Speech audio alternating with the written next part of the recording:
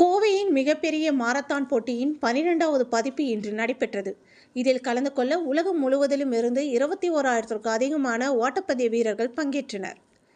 கோயம்புத்தூர் புற்றுநோய் அறக்கட்டளை கோயம்புத்தூர் ரன்னர்ஸ் மற்றும் சோஸ்பேஸ் ஈவென்ட்ஸுடன் இணைந்து கோயம்புத்தூர் மாரத்தான் போட்டியினை ஆண்டுதோறும் நடத்தி வருகின்றது. இதன் 12வது பதிப்பாக இன்று கோவை வ.உ.சி. பூங்கா பகுதியில் மாரத்தான் போட்டிகள் நடைபெற்றது.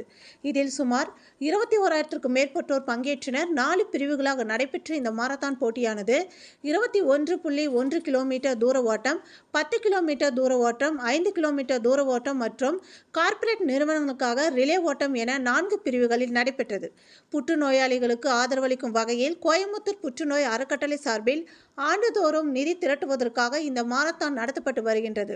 இந்த மாரத்தான் ஓட்டப்பந்தயத்தை தமிழ்நாடு தடகள சங்கம் அங்கீகரித்து உள்ள நிலையில் இந்த மாரத்தான் போட்டிகளை கோவை மாவட்ட ஆட்சியர் கிராந்திகுமார் பாடி, கோவை மாநகர காவல் ஆணையர் பாலகிருஷ்ணன், தமிழக முன்னாள் காவல்துறை தலைவர் சைலேந்திரபாபு, கோயம்புத்தூர் கேன்சர் ஃபவுண்டேஷன் அமைப்பின் நிர்வாக அறங்காவலர் doctor Balaji, LG equipments limited நிர்வாக இயக்குனர் ஜெயராம் வரதராஜ், வாக்குறு இயக்குனர் ராஜேஷ் குரியன் மற்றும் கோயம்புத்தூர் மாரத்தான் 2024 பந்தய இயக்குனர் ரமேஷ் பொன்னுசாமி கொடியசைத்து துவக்கி வைத்தனர்.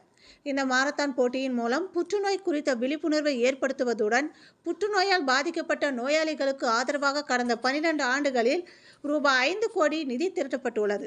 கடந்த ஆண்டு 18,600 பேர் பங்கேற்ற நிலையில் இந்த ஆண்டு 19 மாநிலங்களில் இருந்து 21,000க்கும் மேற்பட்ட பங்கேற்பாளர்கள் பங்கேற்றனர். கடந்த ஆண்டை விட இந்த ஆண்டு 13% அதிகரித்துள்ள நிலையில் சுமார் 5,000க்கும் மேற்பட்ட பெண்கள் இந்த மாரத்தான் போட்டிகளில் பங்கேற்றது அனைவரும் வியக்கும் வகையில் அமைந்தது என்பது குறிப்பிடத்தக்கது.